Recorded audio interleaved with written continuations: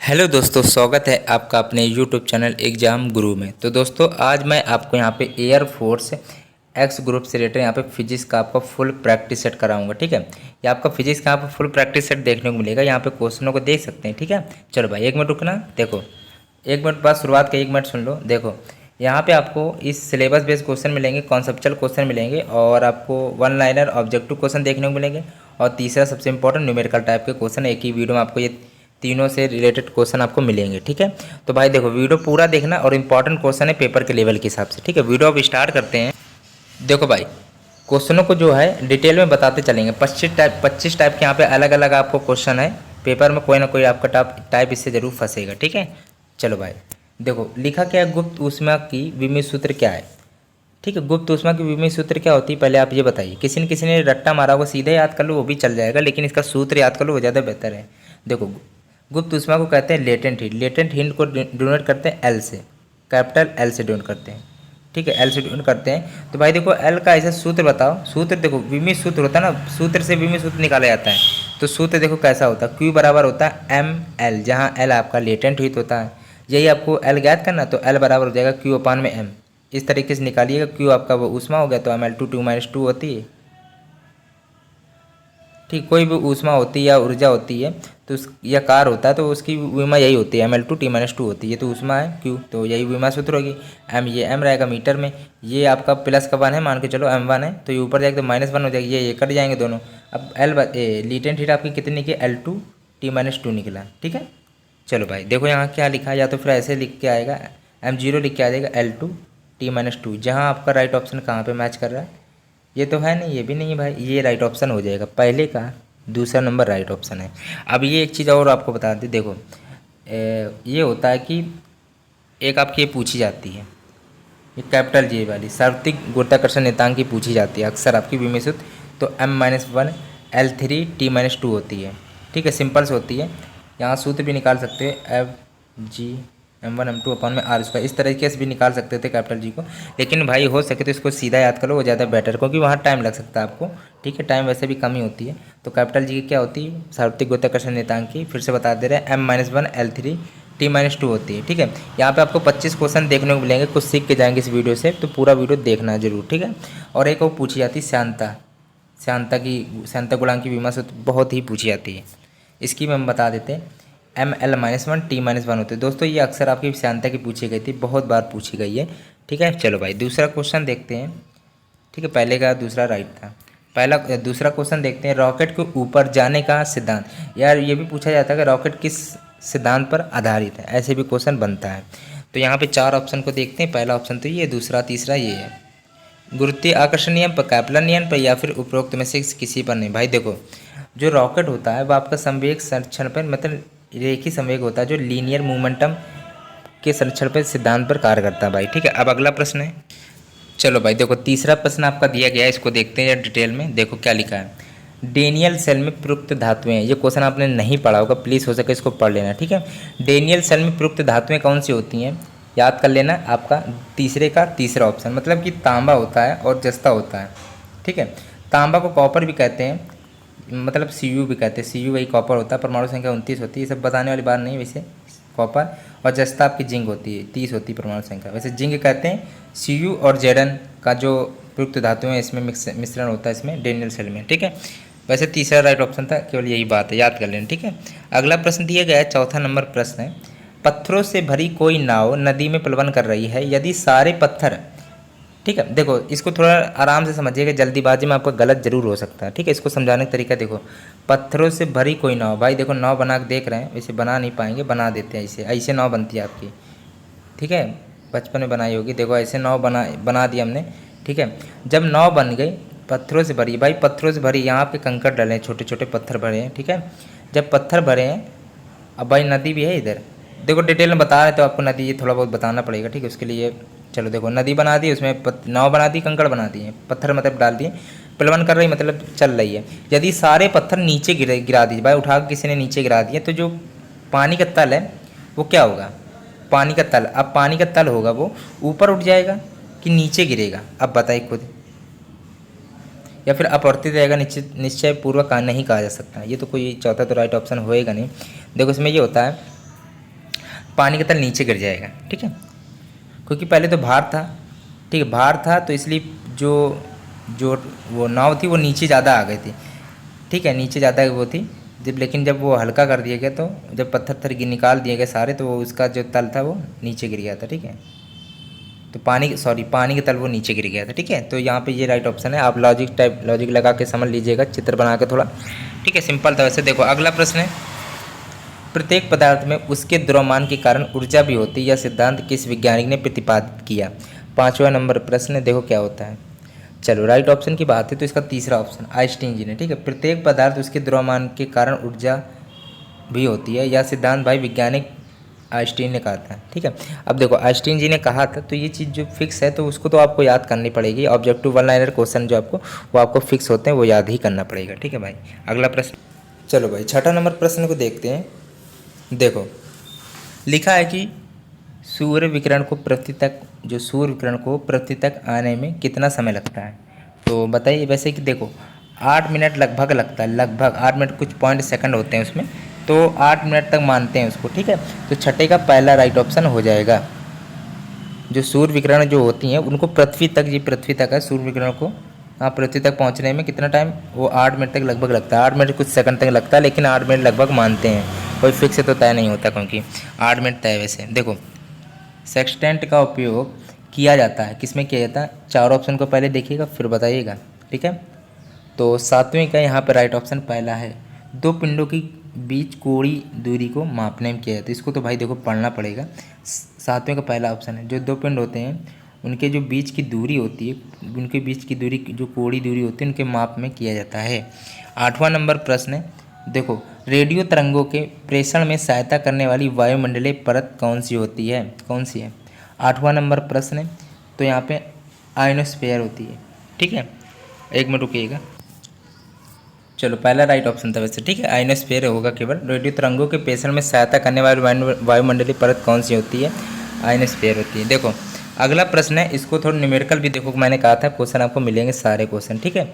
5 metre पर second की चाल से चलते हुए कण की ऊर्जा 125 जूल है, इसका द्रव्यमान क्या होगा? सिंपल देखो यहाँ पे क्या है, देखो m इसका द्रव्यमान क्या है, तो है मतलब, तो m पूछा गया एक प्रकार से, चाल दी है v 5 मीटर पर सेकंड, और ऊर्जा कण की ऊर्जा, ठीक है, मतलब काइनेटिक एनर्जी दी गई है 125 जूल। देखो भाई सबसे इम्पोर्टेंट बात ये है कि जो दिया जा रहा है उसको देखो, अब सूत्र नहीं आता तो कोई बात नहीं, देखो के दिया वी दिया एम पूछा जाए तो इसमें सूत्र एक आता होगा, के बराबर 1/2 mv² होता है, तो पता चल गया यही सूत्र लगाएंगे। और वैसे भी कण की ऊर्जा भाई गति ऊर्जा होती है, तो भाई दी गई है, के आपका दिया 125 और 1/2 m कितना दिएगा, m पता नहीं भाई, तो नहीं पता, ठीक है। और v कितना दिया, v आपका 5² है तो 25 हो गया, 25 से इसको काटा 25 पंचे हो गया, इधर गया तो 10, तो m बराबर 10 किलोग्राम आ गया, द्रव्यमान का मात्रा वही किलोग्राम। तो राइट ऑप्शन वैसे तीसरा राइट ऑप्शन हो जाएगा, ठीक है, इसमें कोई दिक्कत वाली बात नहीं थी, ठीक है। अब अगला प्रश्न देखते हैं। चलो भाई ये थोड़े ऑब्जेक्टिव टाइप के क्वेश्चन है तो इसको आपको पढ़ना पड़ेगा ध्यान से, ठीक है, पेपर में आते बहुत हैं। एक तरंग ऋण दीवार से परावर्तित होती है, इसका एक विशिष्ट गुण जो बदलता है। 10वां नंबर का दूसरा राइट ऑप्शन कला, ठीक है। चलो भाई तो इसको पढ़ना ही पड़ेगा आपको। एक तरंग ऋण दीवार से परावर्तित होती है, इसका एक विशिष्ट गुण जो बदलता है, कला, ठीक है। अगला प्रश्न है, किसी तैरती वस्तु के स्थायित्व जो स्टेबिलिटी के लिए मित केंद्र जो होना चाहिए, तो क्या होना चाहिए? 4 ऑप्शन को देख लीजिए पहले। किसी जैसे कोई तैरती वस्तु है, ठीक है, तैर रही वस्तु, उसमें स्थायित्व के लिए मित केंद्र होना चाहिए, कैसा होना चाहिए? 11वां नंबर प्रश्न है। देखो भाई सबसे पहली बात है, देखो उसके लिए मित केंद्र कैसा होना चाहिए? तैरती वस्तु के गुरुत्व केंद्र पर होना चाहिए, ठीक है, गुरुत्व केंद्र पर होना चाहिए, नीचे ऊपर कहीं पृष्ठ पर कहीं नहीं, केंद्र पर होना चाहिए, ठीक है। अगला प्रश्न है, अपूर्णांक दिया गया है आपका 1.5 के कांच से एक समतुलतल लेंस बनाया जाता है, पृष्ठ की वक्रता त्रिज्या 0.5 मीटर है, लेंस की फोकस दूरी क्या होगी? देखो सबसे इसमें एक इम्पॉर्टेंट चीज़ बतानी है इस सवाल में, ये अभी आप वीडियो रोक लो और रफ नहीं लिए तो रफ ले लो, कहीं सूत्र लिख लो, पेपर के दिन इसको देख के जरूर जाना, ठीक है। ये सूत्र किसी को जल्दी आता नहीं है, इसको सूत्र को हम बता दें आपको, ये पढ़ा नहीं होगा, पढ़ा होगा लेकिन भूल गए होंगे। 1/f बराबर होता है 2 ब्रैकेट म्यू माइनस 1/r होता है। ये सूत्र अगर नहीं आता होगा तो सवाल करने का कोई चांस नहीं आपके, ठीक है। तो ये आपका पूर्णांक मतलब म्यू दिया था, ये आपका आर दिया था, और ये आपकी एफ दिया गया था, एफ मतलब पूछा गया। तो भाई एफ म्यू आर के बीच का रिलेशन आपको आना चाहिए था। 1/f बराबर होता है 2 ब्रैकेट म्यू माइनस 1/r होता है। अब सीधा सिंपल से लगा लो। एफ पता नहीं भाई, पूछा जा रहा है भाई, निकाल लेते हैं। 2 म्यू कितना है 1.5 माइनस 1 आर कितना दिया है 0.5, ठीक है। तो निकालते हैं 1/5 हो गया, और ये 2 है 1.5 में माइनस 1 जैसे कि 1.5 है, 1.5 में एक घटाएंगे तो 0.5 बचेगा, अपॉन 0.5 है, ठीक है। तो 1 मिनट रुकिएगा, 1/f बराबर हो जाएगा, यहाँ पे 2 गुणे 0.5 था ना, तो 5 दूनी 10 होता है, तो लेकिन 10 ऐसे आ रहा है, लेकिन यहाँ पॉइंट लगा इसलिए 1 आएगा। अपॉन 0.5 तो आपकी चल ही रहा था, तो यहाँ पे लिख सकते हैं 1/0.5, ये कटा है, 5 दूनी 10, ठीक है। तो 1/f बराबर हो गया 2/1, तो 2f बराबर हो गया 1, ठीक है। f बराबर हो गया आपका, f बराबर हो गया 1/2, f बराबर होगी 0.5। जल्दीबाजी में आपका सवाल जरूर गलत हो सकता था, इसमें फोकस दूरी मीटर में आएगी, ठीक है, क्योंकि वक्ता चीज़ें सब मीटर में दी गई ना ये सब। तो 0.5 किसमें 12 का पहला ऑप्शन राइट हो जाएगा, ठीक है। आप जल्दीबाजी में आंसर देखो, सूत्र याद कर लेना बस। अब अगला प्रश्न है, चलो भाई 14 नंबर क्वेश्चन है, इसमें देखो क्या लिखा है। एक अज्ञात प्रतिरोध के श्रेणी क्रम में एक अमीटर जोड़ा जाता है, ठीक है, और प्रतिरोध के श्रेणी क्रम में एक अमीटर जोड़ा जाता है, और प्रतिरोध के सिरों पर एक वोल्ट मीटर जोड़ा जाता है। यदि अमीटर 1.2 एम्पियर पड़े, ठीक है, अमीटर धारा मापता पता होगा, और वोल्ट मीटर 18 वोल्ट पड़े हैं, ठीक है, तो प्रतिरोध का मान क्या होगा। सिंपल सी बातें, आई दिया 1.2 एम्पियर, और ये कितना दिया गया क्या है यहाँ, वी बराबर दिया 18 वोल्ट है। अब आर पूछा गया, तो सूत्र देखो पढ़ा होगा, वी बराबर आई आर होता है ओम के नियम से। तो यहाँ आर पूछा गया, तो आर बराबर हो जाएगा वी अपॉन में आई हो जाएगा। सिंपल से था, वी कितना, वी 18 है, आई आपका 12 था, 1.2 था, तो पॉइंट इधर गया इधर आया, 180/12 आ गया। आर बराबर 180/12, आराम से काटो जैसे आपको काटना, 3 चौक 12, 3 छंग 18, 60 आ गया, और 15 चौक 60 होता है, सीधा काट दे रहे, ठीक है, 15 आ गया, ठीक है। अब इसमें तो कोई दिक्कत होगी नहीं, 15 ओम आएगा। ओम क्यों आएगा, क्योंकि जो प्रतिरोध का मतलब ओम ही होता है, जीरो भी लगा सकते, 15.0 वही होता है। ये राइट ऑप्शन हो गया, 14 का दूसरा नंबर राइट ऑप्शन है, ठीक है। अब ऑब्जेक्टिव क्वेश्चन जहाँ आपको मिलेंगे तो उसको आपको डिटेल में पढ़ना पड़ेगा, याद करना पड़ेगा, एक प्रकार से ये कह सकते हैं। देखो, एक गतिमान चालक कुंडली में प्रेरित विद्युत वाहक बल उत्पन्न होता है, या किसके अनुरूप है। तो भाई इंपॉर्टेंट है, पढ़ लेना। तो ये तो आपको सबको पता होगा, फ्राइडे के नियम से, ठीक है, पता होगा। अगला प्रश्न है, ट्रांसफार्मर में कौन सी राशि नहीं बदलती है। ये भाई बहुत ही इंपॉर्टेंट क्वेश्चन है, इस बार के लिए सबसे इंपॉर्टेंट क्वेश्चन है ये। भाई देखो, सारे 25 क्वेश्चन में एक भी क्वेश्चन ऐसा आपको नहीं दिखेगा वो जो इंपॉर्टेंट ना हो, सारे इंपॉर्टेंट है, ठीक है, ये भी इंपॉर्टेंट है।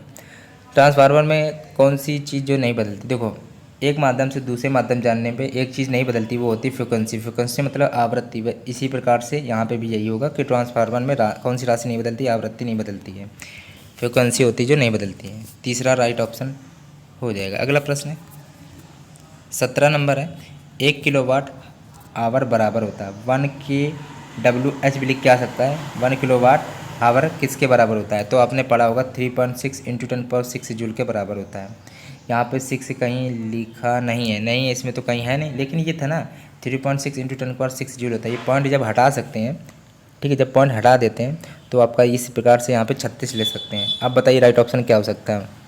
चलो भाई, राइट ऑप्शन यहाँ पे दूसरा हो जाएगा, ठीक है। यहाँ जब पॉइंट इधर हटाएंगे तो आपका एक घट जाएगा, इधर 36 × 10⁵ जूल हो जाएगा। फिर सही संबंध चुनना है, ठीक है। अब V मतलब विभव होता है, यहाँ Q है, C मतलब V, ये Q है, ये V है, C मतलब इनका रिलेशन बताओ। V Q C के बीच में कोई रिलेशन होता है क्या, बताओ। होता है, देखो Q बराबर C भी होता है, तो मतलब आवेश बराबर C अपॉन में नहीं आ रहा है ये भी।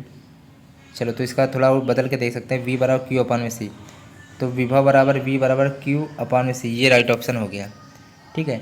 ये रिलेशन होता है Q बराबर C अपॉन V, और V विभव यहाँ पे चलो निकालना, उल्टा करके निकाला गया, तो V बराबर Q अपॉन में C, Q आपका आवेश, C धारिता, ये राइट ऑप्शन है। देखो, ये भी आपको याद करना पड़ेगा, सरल आवर्त गति आयाम जिसमें आपका A है, ठीक है, गति कर रहा है, तो एक कण की गति ऊर्जा एवं स्थिति ऊर्जा समान होगी, ठीक है, तो इसका विस्थापन है। तो एक सूत्र आपने पढ़ा होगा, पहले आप बताइए राइट ऑप्शन क्या होगा। चलो तो ये राइट ऑप्शन है। ठीक है, प्लस माइनस भी होता है, प्लस माइनस a/√2 होता है, ये आपने पढ़ा होगा। और या तो फिर सूत्र से देख लो 1/2m ओमेगा स्क्वायर ए स्क्वायर माइनस का वाई स्क्वायर, ये सिंपल सा ऐसे होता है। ठीक है, सूत्र इसका होता है, रिलेशन अगर पूछा जाए कभी। चलो भाई, वैसे ये राइट ऑप्शन है प्लस माइनस a/√2। अगला प्रश्न दिया गया है 20 नंबर है, भिन्न पदार्थों के बने दो बर्तन आकार व प्रत्येक से समान हैं, इनमें भरी गई बर्फ़ की समान मात्रा को पिघलने में क्रमशः 20 मिनट व 35 मिनट लगते हैं। धातुओं की ऊष्मा चालकता और ये आपके 2 मिनट दिए गए हैं। चलो अब बताओ क्या होगा। चलो भाई, एक सूत्र आपने पढ़ा होगा, या तो फिर देखो ये आपने सीधा याद किया होगा, सीधा यहाँ पर रिलेशन निकल के आता है K1 बराबर होता है T2/T1। ठीक है, ये पढ़ा होगा आपने, ये ऐसे निकलता है, सूत्र पढ़ा होगा, ये सूत्र आ सकता है। ठीक है, Q बराबर KA/T1 माइनस, ये सूत्र याद करो, ये सूत्र से सीधा क्वेश्चन आ सकता है। यहाँ स्मॉल t होता है, अपॉन में L होता है। ठीक है, तो यहाँ से ये रिलेशन याद कर लेना, और ये इसका तो ये आपको याद ही करना है। ऊष्मा चालकता पूछे गए थे ना, इसलिए Q बराबर सूत्र निकला आपका, वहाँ 2 T Q भी था और 2 T थे, इसलिए वो सूत्र लगा था Q बराबर KA ब्रैकेट में T1 माइनस T2 अपॉन में L, फिर ब्रैकेट में वो किनारे T भी था। ठीक है, अब ये कि चलो तो यहाँ से ये निकलता है K1/K2 बराबर भी आपका होता है T2/T1 होता है, ये आपको सीधा याद करना पड़ेगा। चलो भाई, जब समान, ये आपको सीधे याद करना पड़ेगा। ठीक है, चलो भाई, अब तो कोई डाउट होगा नहीं, तो चलो निकाल लो K1/K2 बराबर T2/T2 T2/T1, T2 35 है, और ये आपका कितना 20, 5 7 35, 5 6 20, 7:4। ये कि T2/T1 होता है, ये आपको याद करना पड़ेगा। ठीक है, अगला प्रश्न है 21 नंबर है, वायु में ध्वनि का वेग किस में परिवर्तन होने पर कला परिवर्तित नहीं होगी। तो ये तो आपको सिंपल सा आपको याद ही करना पड़ेगा, दाब। ठीक है, वायु में ध्वनि का वेग किस में परिवर्तन होने पर कला परिवर्तित नहीं होगी, तो वो दाब होगा, राइट ऑप्शन प्रेशर। अगला प्रश्न है 22 नंबर है, वह ताप जिस पर व जिसके ऊपर एक लौह चुंबकीय पदार्थ प्रतिचुंबकीय पदार्थ बन जाता है कहलाता है। लौह चुंबकीय पदार्थ है, जैसे वो आपका प्रतिचुंबकीय पदार्थ में बदल जाता है, तो वो कहलाता क्या है। 22 नंबर प्रश्न है, तो आपका क्यूरी ताप कहलाता है। ठीक है, चलो भाई, ये याद कर लेना, लौह चुंबकीय पदार्थ आपका किस में कन्वर्ट होता है, प्रतिचुंबकीय पदार्थ में जब बन जाता है तो क्यूरी ताप कहलाता है। अगला प्रश्न, चलो भाई, अब देखो शुरुआत से लेके अब तक कुछ भी नहीं कहा, अब आपसे लास्ट में कह रहे हैं। देखो, मेरे एग्जाम गुरु चैनल को नहीं सब्सक्राइब किया तो प्लीज़ कर लेना, हो सके तो यहाँ पे लाल बटन आ रही होगी, बस प्रेस कर लो थोड़ा सा। चलो हो गया। अब लाइक अनलाइक नहीं किया, देखो अनलाइक ना करना, लाइक कर देना वीडियो अच्छा लगा हो तो। ठीक है, देखो अब ये देखो क्वेश्चन क्या लिखा, 23 नंबर है, निम्नलिखित में से कौन सी विकिरण श्रेणी दृश्य क्षेत्र में पाई जाती है। तो भाई ये बहुत ही फेमस क्वेश्चन अक्सर पूछा जाता है। ठीक है, क्योंकि ये अलग होता है, ये क्वेश्चन यूनिक क्वेश्चन आपके एयरफोर्स में छाट के दिए जाते हैं फिजिक्स में। तो भाई देखो, बामर जो होता है, बामर श्रेणी में आपकी दृश्य क्षेत्र आपको प्राप्त होता है। ठीक है, दृश्य क्षेत्र मिलता है उसमें। तो भाई चौथा राइट ऑप्शन हो जाएगा 23 का चौथा। अगला प्रश्न है क्यूरी मात्रक है, 24 नंबर प्रश्न है, क्यूरी मात्रक है। तो रेडियो धर्मिता का मात्रक कौन है, क्यूरी है। ठीक है, चलो भाई, अब 1 मिनट रुकना। देखो आपके लिए इतनी मेहनत की गई है, तो चैनल को सब्सक्राइब जरूर कर लेना, और अगर वीडियो ज़रा से भी अच्छा लग रहा है तो लाइक जरूर कर देना। ठीक है, देखो ऐसे ही आपको प्रैक्टिस मिलते रहेंगे एयरफोर्स के, फिजिक्स के और इंग्लिश के काफ़ी मैंने कराए हैं, रीजनिंग मैथ सब कुछ मिलेगा, नेवी SSR MR से रिलेटेड सब कुछ मिलेगा। ठीक है, नेवी MR अगर आपको करना है तो नेवी MR में मैंने शुरुआत में आपको 200 प्रैक्टिस सेट कराए, लगभग 200 या 150 प्रैक्टिस सेट कराएँ। वो आज मैं एक दो दिन के अंदर उसकी प्लेलिस्ट बना देंगे। एक दिन के अंदर कल आपको प्लेलिस्ट मिल जाएगी, कल दोपहर तक आपको प्लेलिस्ट उसकी मिल जाएगी नई नेवी MR की, जिसमें आपको जीके के शायद आपको 70 प्रैक्टिस सेट होंगे, और साइंस के शायद 30 प्रैक्टिस सेट होंगे, 30-35, मैथ के आपके भी 10-15 प्रैक्टिस सेट होंगे। तो उसको ज़रूर देख लेना, प्लेलिस्ट बना लेंगे, चिंता करने वाली कोई बात नहीं। यूट्यूब में अभी जाएंगे आराम से, कल आपको प्लेलिस्ट मिल जाएगी। ठीक है, बच्चा कुछ आप जो भी एयरफोर्स नेवी सब कुछ पढ़ते जाइए, मैंने जो भी पढ़ा है पढ़ लो। ठीक है, वो आपको प्लेलिस्ट बना के दे देंगे कल।